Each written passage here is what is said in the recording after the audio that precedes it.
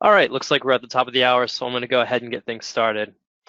Thank you for joining today's Laserfiche Build Along. My name is Steven Kreutzfeldt, and I'm a pre-sales engineer here with CDI. Today's topic is going to be customizing Laserfiche. If this is your first build along, what is a build along? In short, a build along is an interactive experience designed to guide the viewer through the creation and deployment of a common business process. What that means for you is that if you are following along today, then by the end of this webinar, you should have a pretty good idea of how you can kind of customize and personalize your own Laserfiche experience by using some of the tips and tricks that we'll go over today. If you have any questions or need help, please post them into the GoToWebinar or GoToMeeting box. There should be a place for questions, so you can drop those right in there. And there will be time at the end of this meeting for me to go through and answer all of those. If you do miss something or feel like I'm going too fast, know that today's meeting will be recorded and accessible on our YouTube channel by either tomorrow or early next week. So that way you'll be able to go back through, pause, rewind, slow it down, things like that. To get the most out of these, first of all, take good notes. Personally, I like to take screenshots also. I find they're a lot more helpful. Don't be afraid to ask questions. Chances are if you have a question, someone else is probably thinking the same thing.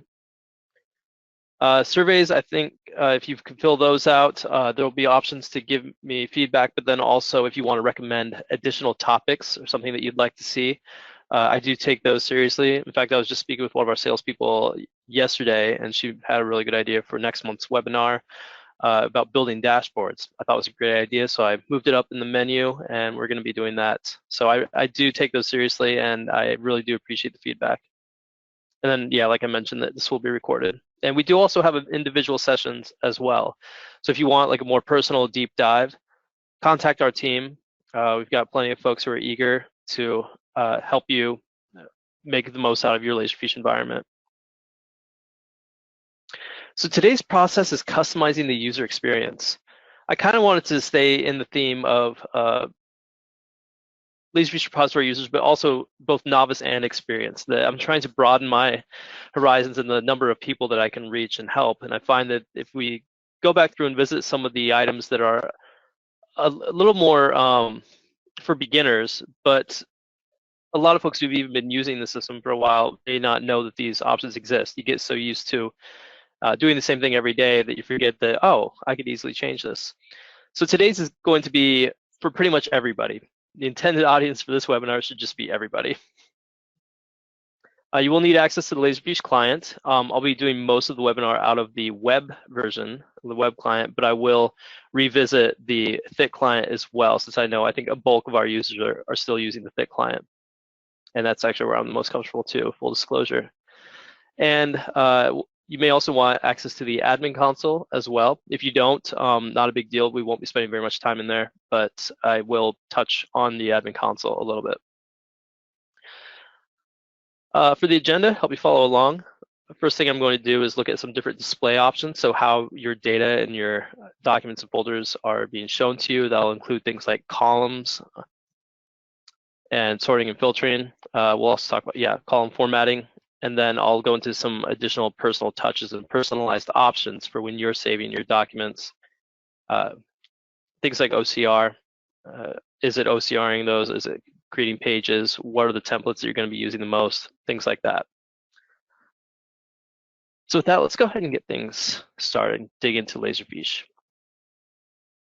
So right here, this is my demo Laserfiche environment as viewed from the web client. And this is my LF business repository. And as you can see, it probably just looks like everyone else's, but it's not exactly like everyone else's. The first thing that, the most easy piece to change on any of these and make unique is your columns. The column view is unique for each user that's logged in. Right now I'm logged in as admin, so when admin logs in, they see their columns exactly how admin has them set up. If you want to change these, you can always, of course, just move them around by dragging and dropping. You can also view your documents at any time by sorting and filtering by things like creation date or last modified date, or whether or not it has pages or the largest document or the most pages at the top, that it's already formatted to do that. If there's a column that you'd like to see, whether it be a metadata field or whether it's just some what we call the global types of metadata or information, you can use the column picker. And the way I did that is I just went to the top bar, just any one of these, right click, and it gives me a menu. And I just select column picker. So if we open this up, we can see the columns that I have displayed on the right-hand side. And then on the left-hand side, it has all of the different columns that are available. You'll notice that some of them are bolded. That's because that's referring to a metadata template. And those fields underneath it, or those columns underneath it, are referring to those metadata fields. So the reason why this is valuable, or why this might make sense, is if you're in something like, I'm going to use a lot of human resources examples today because that's where I have most of my information. If you guys are fans of The Office, you'll notice that I have a theme going when it comes to my my folders here, that these are office people. So if we go to the column picker, I may be interested in knowing things about these different employees. So I might want to include stuff like their, if we have, I think I have an employee folder option down here, HR new employee or HR documents. Here you go, human resources. So maybe I want to know who their supervisor is, so I can sort and filter by that field. I can grab that and drag and drop that over here. I can also drag over things like status and hit apply. And so now I've configured the employee files root folder, and all of the subfolders now have that. So now I can sort and filter by my active employees. I can sort and filter by the employee supervisor. So I've got a couple different options now when it comes to that. Now, if you wanted to use this information and maybe run a specific report based on your data or your information, there is a reporting option. This is something that I feel isn't always talked about and isn't used as much as it could be, that the ability to generate a report based on your metadata is, in my opinion, very valuable. When I'm doing implementations for different companies, corporations, cities, I'm often asked, why do we need metadata? What is the purpose of the metadata fields on the documents? And the truth is, some documents, there may not be a large value to that. If you're just looking to keep track of maybe some thank you letters or a couple of emails that don't really mean anything, it can be just forgotten, you probably don't need to add metadata. But the true value of metadata is when you are trying to sort and filter by specific document types, whether it be invoices, whether it be employee files, but being able to run a search, retrieve those documents, and then sort and filter by that, but also reporting purposes. If you want to know how many folders you have of active employees, if you want to know how many active employees you have, and you're keeping track of some of that in here, you can always just go out and create a metadata report. So the way I did that, I'm just going to go ahead and cancel. Please excuse my little rants. So if we go up into more actions, this little vertical ellipses, we can go down to generate reports. I find this is most successful in the web client. You can try it in the Fit client also, but I get the most success in the web client. And metadata report is the one that I'm interested in. So it'll ask me for a couple of options, like, do you want, first of all, what type of reports? Table, text. I'm going to use Excel. I think it's the easiest to read. I think it's one that we are probably all comfortable with. And then it's going to ask me what type of information that I want. And I'm going to include just the same information I have right there. But if I wanted to add additional information here, like maybe I want to know who it was created by also, I can add that and hit OK. What that'll do is extract all of the information that I just gave it from this area. And it looks like it blocked it. Let's try that again.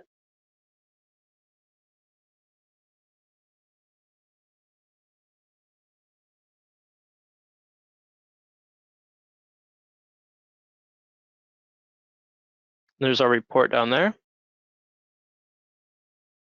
So if we open that bad boy up, and just give it a second to load here.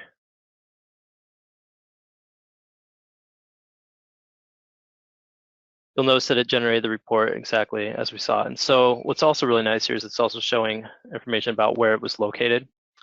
So this is also a valuable tool when it comes to converting your files. If you want to know where they're stored or how many you roughly have, this is a great way to come up with that information. But also we can now see some information about how many documents we have in here, the names of the folders, and then all this other information.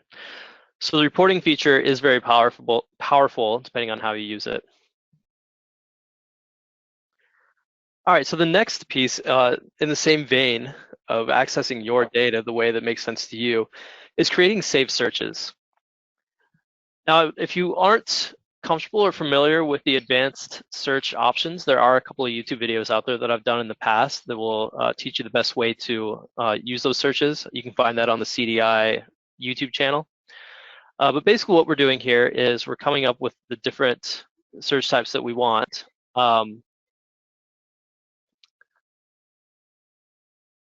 So right now I'm looking for just documents and folders. I don't necessarily want shortcuts. We can take some of these out if I'm not interested in seeing the date or the field. Maybe I just want to search within a specific folder.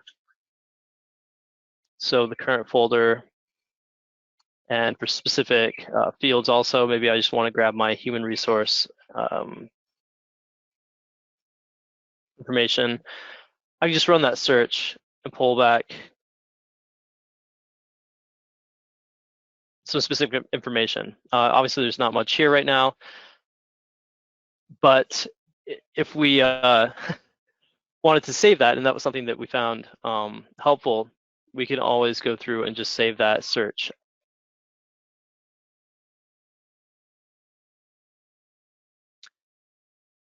So up here we have the saved searches. I have one specifically for invoices not paid.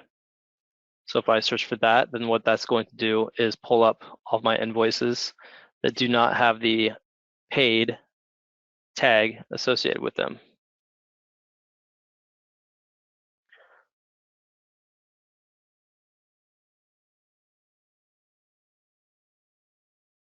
And then once you save that, you can also share that across with different people as well. So if you have a specific search that's unique to you, and one of your colleagues says, hey, you know what, I'd like that also, you can then save that, export that, and then that'll give them, they'll be able to import that and have their own saved search for that reason.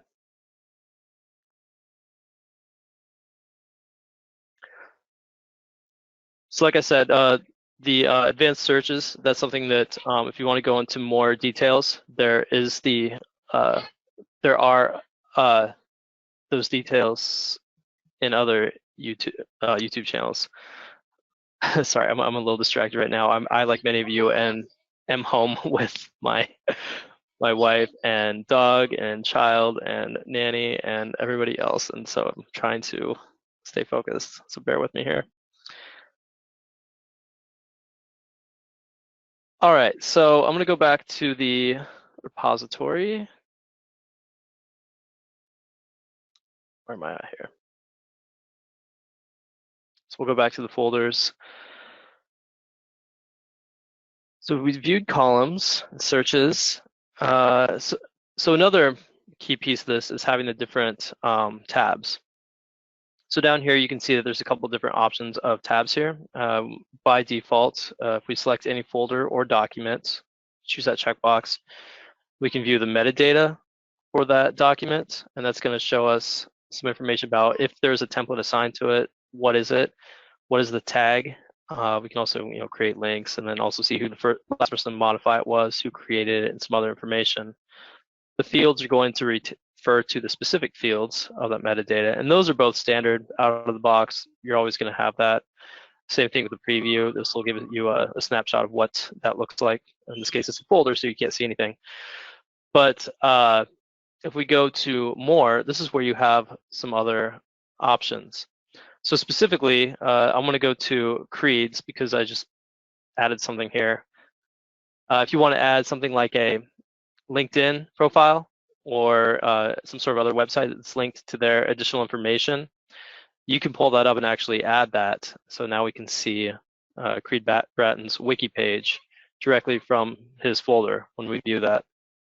And the way we do that is we go up into admin or whatever your name is, whoever you're signed in as. We can go down to the options.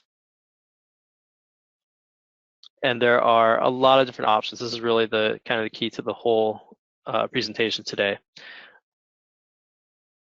So starting at the top here with just general information, which language are you searching in? Laserfiche does support several different languages. I think it's in the 30s. I'm gonna have to double check that. But many languages. OCR settings, also English and balanced. So if you are OCRing, then do you want that to be balanced? Do you want it to be quick, or do you want it to be accurate? The differences here, accuracy is going to run a little bit slower. So each one of your, each time you load a file in, it's running the optical character recognition. It's gonna be more accurate, but it's gonna be a little bit harder on the system. It's gonna take a little bit longer. Balance is usually the default and the way to go. Speed will be less accurate, but take up less resources. Also, if you want to generate Laserfiche pages, that's a personalized option depending on who you're logged in as and who you're saving documents as. If you just want to save the file and you don't necessarily want Laserfiche to generate pages, you don't have to. So that's up to you. The display option is also a little bit more personal, or personalized rather.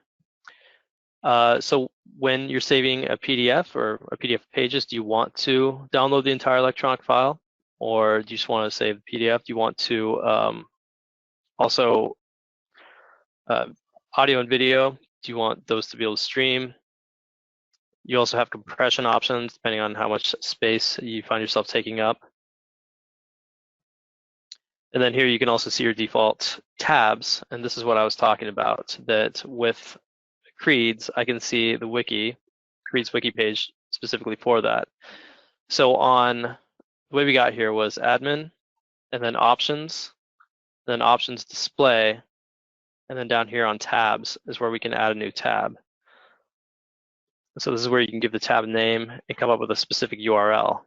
The location will be either the folder browser or the document viewer, depending on if you're a folder or a document. And if you want it to be only on specific folders, you can do that also. So in this case, I'm only showing this on Creeds because it's not going to make sense to view Creeds wiki page when we're looking at Ryan Howard. There's a couple of different options there.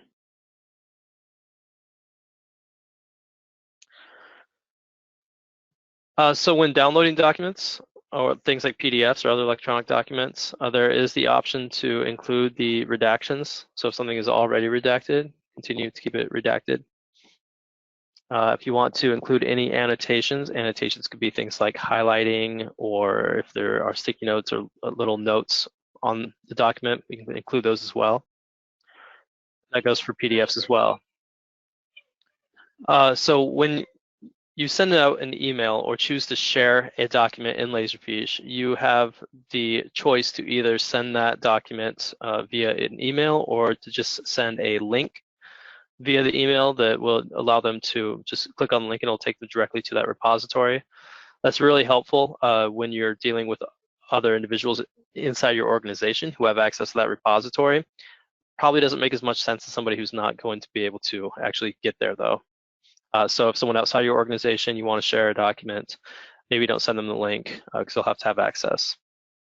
So in which case you can save files. And this is just the default. You'll still have the option to change it.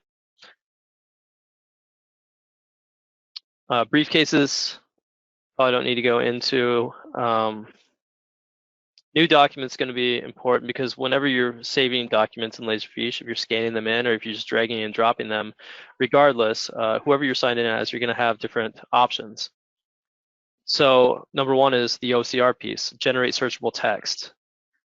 Do you want to generate searchable text every single time you bring in a document, or do you want to bring them all in and then retroactively go back, select all, and then generate searchable text that way? I always have mine set up to generate Laserfiche pages. Oftentimes, I'll get rid of the original PDF file and just keep the Laserfiche pages that I don't necessarily need to have PDFs stored in Laserfiche when the pages are sufficient. Then you can also say if you want them to be imported as monochrome pages, i.e. black and white, or if you want to retain color. We recommend selecting the monochrome pages because most of your documents are just as legible and have all the information you need, whether they're in black and white or whether they're in color. And color takes up a lot more space, like a lot more space than black and white would. Let's see, file conversions. This is just a list of different types of documents that will be converted when they're brought in. And so this is pretty much all of the normal formats that you'll see. So we just kind of include all of them. But if you want to limit it to just JPEGs and TIFFs, for example, you have that option. You can get rid of the GIFs.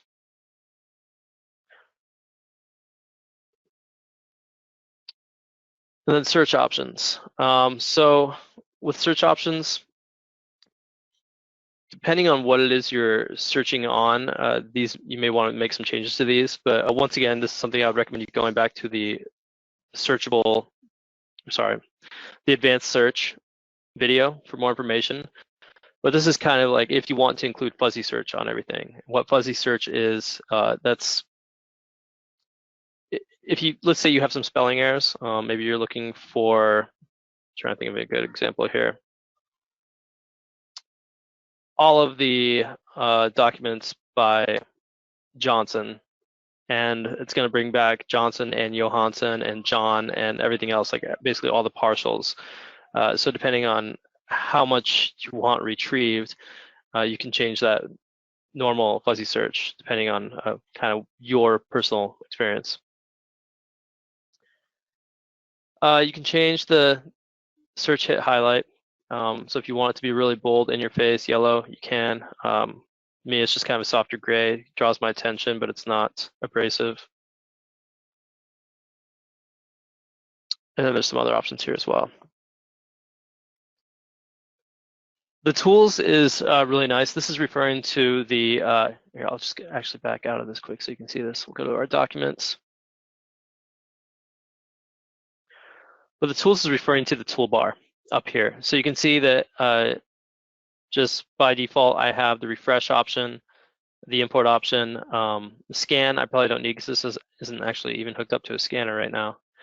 And then the download one's going to be common. And I also have my business processes up here as well. For those of you who aren't familiar, a business process it's a workflow, but it's a workflow that can be run manually, where you would select a document or a folder and then run the business process on that document or folder. So if I pull this up, it'll bring up some of them. And I've showed a few of these in the past. But some of the ones that I have are things that will OCR the document to find a phone number, like a pattern match, and then add the phone numbers as metadata. We've got send things through DocuSign. I've got auto routing and things like that. So if you have a couple of business processes that you want to include, it would make sense to have this up here. Now the way we do this is if we go back to our, admin options and down to our tools, we can see what we have on the toolbar. And I just dragged and dropped that. So my start business process, I want up here. And as I mentioned, I don't really scan anything, so I can bring that down. New folder can be added pretty quickly with just Control-N, so I don't necessarily need that. But if I have any other advanced options I want to include, do that. Maybe if I want the print option to be there, we can do that as well. And then just save it. And that's how you personalize your own toolbar. Just drag and drop. It's set up to be really intuitive and kind of have everything in one place. The rest of these are probably outside of scope. This is if you are syncing it with DocuSign. You'll also notice I went through some things that we're talking about email as well, that there is the option to archive emails. So that is something you can look into as well. All right, I want to shift gears really quick. I'm just going to pop into the admin console. There aren't a lot of necessarily personalized options here, but just know that when you're creating things like metadata templates, you'll know some of these have different colors to them. There's one that you want to have jump out at you. In my case, I turned my HR folders pink. It's unique, it stands out. The way I did that is there's just a color option up here in the top right-hand corner. Now this would only be accessible by the administrator, obviously. But if your department decides that, hey, we're the blue group, we want blue metadata templates, like, okay, accounts payable, all of your templates are now blue. There you go. So that's an option. Other than that, like I said, there's not really a lot of other personalizations. I suppose unique tags, or if we go into the repository, we can have the option to create stamps as well. So if we open up a document, I don't know if this one is real or not. No, that's a fake document. Let's look at the W4. So here we can have additional stamps. I created one that just says approved, but if you want to have a stamp that says approved by Steven, or last checked by Steven, or something like that, you can create your own unique stamps in here, and then it just looks like this.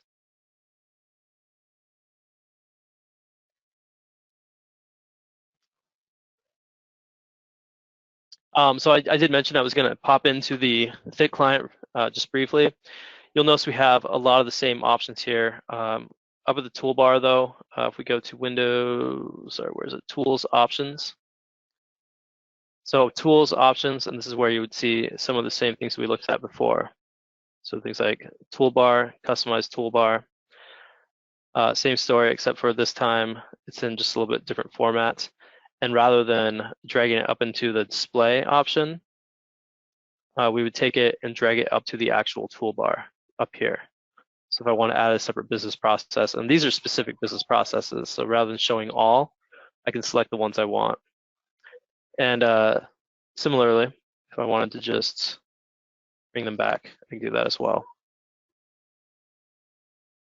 So once again, I'm not scanning anything, so I can just bring the scanner back down here and it'll get rid of it right there.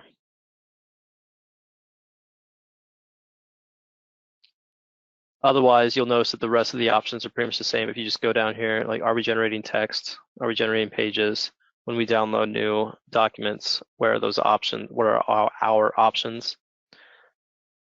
New documents is probably the one that I use the most. The most common one is if you go to new documents and then import profile, it'll ask you for a default template. And this is also on the web client as well. But if every time you bring in a document, you're always using the same template over and over and over again, you always have to select your template from the dropdown. You're like, why can't it just be the AP template? I work in AP. It's the only thing I ever sign in. Well, you can do that here. Just go to AP invoices and say, okay, that's my default now. So I go into incoming scans, create a new document, AP invoices pops up, and we're ready to rock and roll.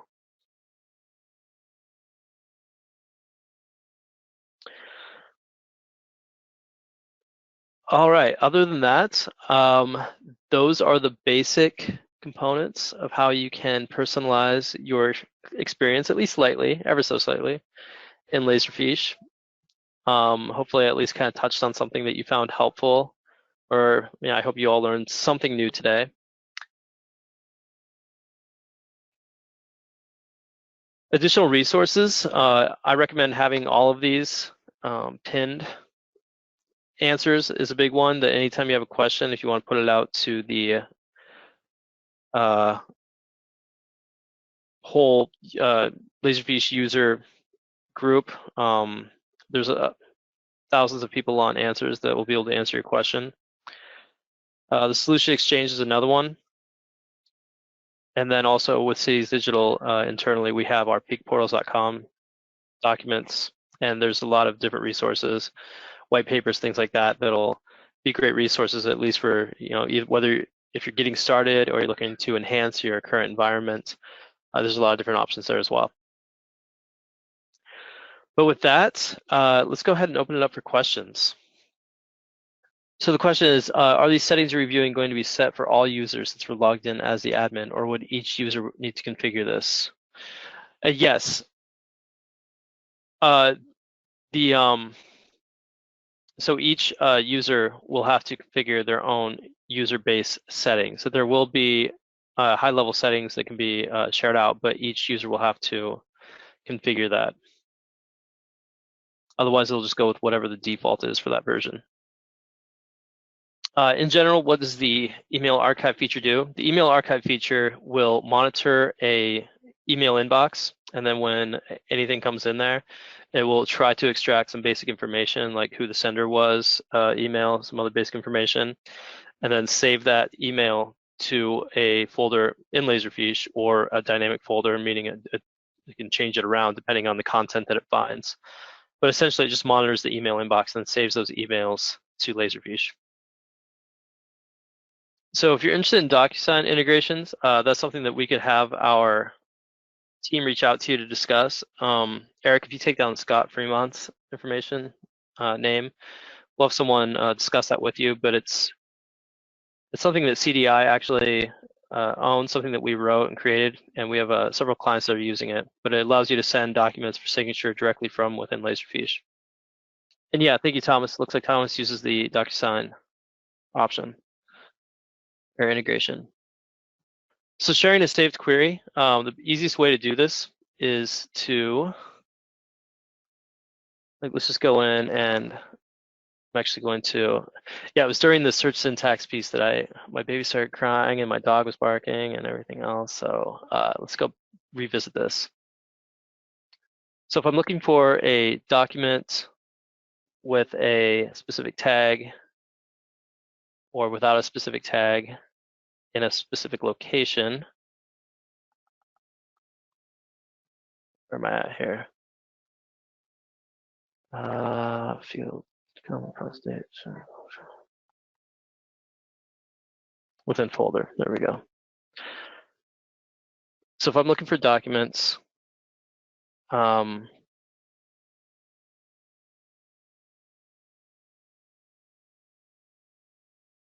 of the paid within the folder of finance, accounts payable, invoices,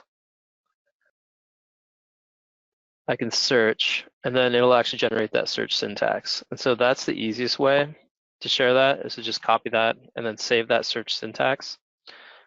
And then they can just paste that in. Although, I'm trying to remember if there's a way to actually export this. Yeah, this is where you would save the specific search. So you way to do that. I'm not sure if there's actually an easier way.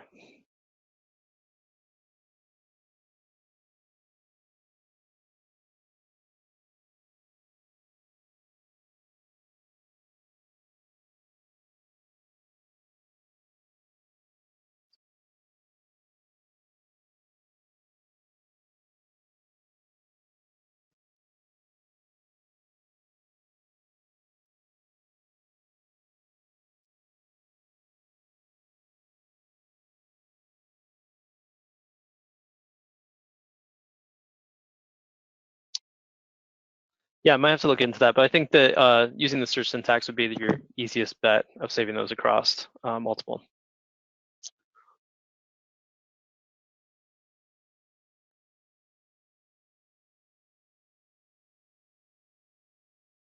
Okay. Any other questions or anything I missed? One more question, if we have time, adding web link to a tab. Are you talking about Laserfiche web link or just a link, like a hyperlink? You're talking about Laserfiche web link? Yeah, so if we go back to our, where's my repository? Am I in it? Let's go back to one of these other tabs.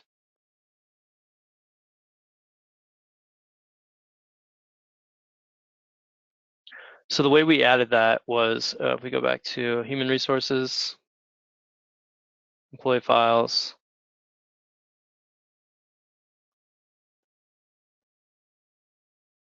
more actions, and admin options.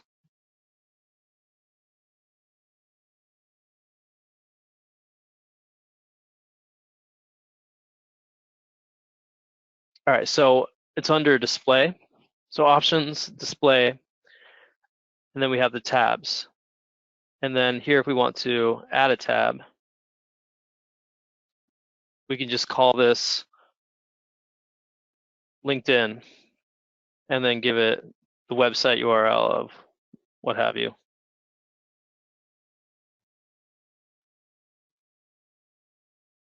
Or something. I'm not sure if that's a real, let's do this. And you can display it on specific folders if you want. So you can add the folder by using the folder option. What's also nice here is that you can use the token picker. So if you have like a backslash of a specific ID, great option for this would be if you have something like maybe Salesforce or something, and you want to link it to their Salesforce account. You could add that backslash, as long as that's a piece of metadata or metadata field, you could add that as well by pulling that off of their folder. So if you put that on there, then you'll see LinkedIn's an option. So we go back to our documents. I don't think I actually put this on a specific folder, so it might just show up on all of them now. So incoming scans, it'll show up on the more probably. And then we see LinkedIn. And it didn't find that of course, because I just kind of hard coded it and didn't add the HTTP or anything like that. So that's more or less how you do that. I don't know if that answered the question.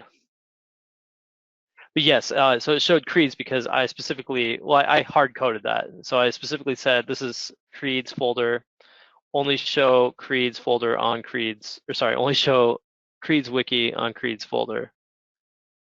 But it could have just been any wiki page. Yeah, if we go to creed and show that up, it's showing his information. That's more of just an example. You would have to apply this to your organization. What would make sense to display? As long as it's in a web format, you'll be able to link it that way.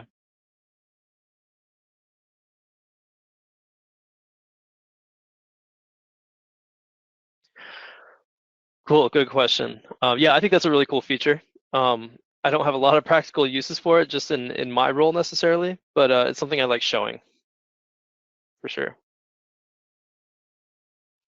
And the answer is it can be dynamic if you use the token selector.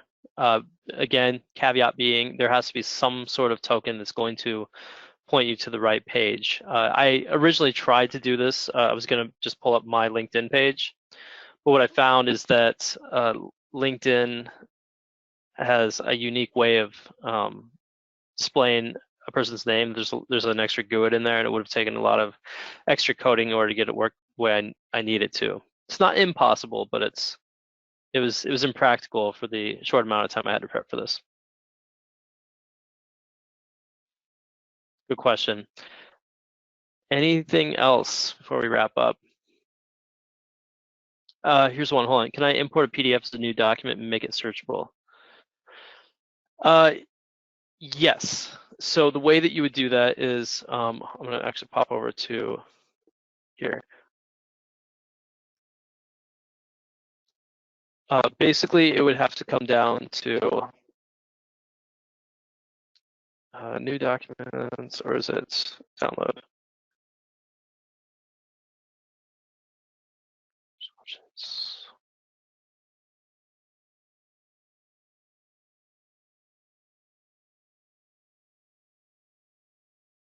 Yeah, here it is. So extract images from PDFs, generate pages. So if you generate pages, then you can pull the text off of that. If you're not generating pages, then it won't extract the text. At least I'm pretty sure that's how it works.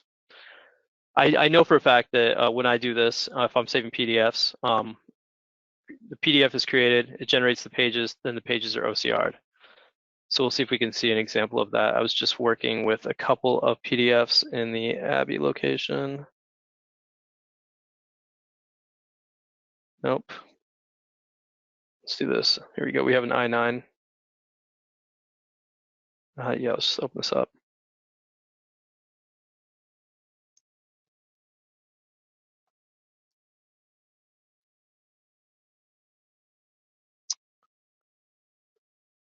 And yeah, it doesn't look like I have pages generated or anything like that. So yeah, the easiest way to do that would be to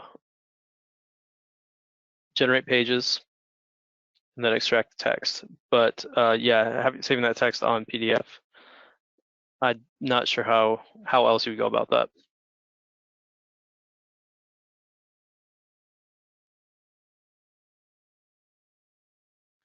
Any other questions?